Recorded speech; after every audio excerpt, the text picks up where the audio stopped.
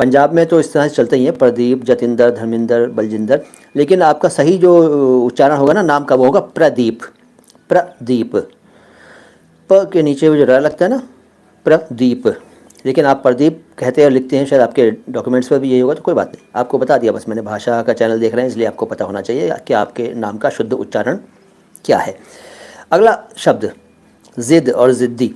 ज़िद जो शब्द है वो अरबी का है और इसको कई लोग जिद कहते हैं। जिद, जिद मत पकड़, ऐसे बोलते हैं, जिद मत पकड़। जिद क्यों करता है? वो जिद नहीं है, वो ज़िद है, ज़िद कह दिया करें।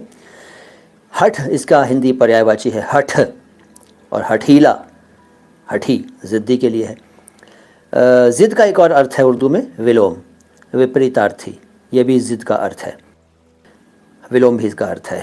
तो ज़िद हुआ, अरबी से आया, हिंदी उर्दू में खूब चलता है। एक शब्द है ज़रूरत।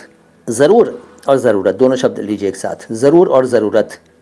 ज़रूर का मतलब अवश्य, श्योरली, डेफिनेटली, और ज़रूर ना कहा करें इसको। अगर आप अच्छी हिंदी बोलना चाहते हैं, अच्छी उर्दू बोलना चाहते हैं, शब्द का सही रूप बनाए रखना चाहते हैं, तो ज़रूर ना कहा करें, ज़रूर कह दिया करें।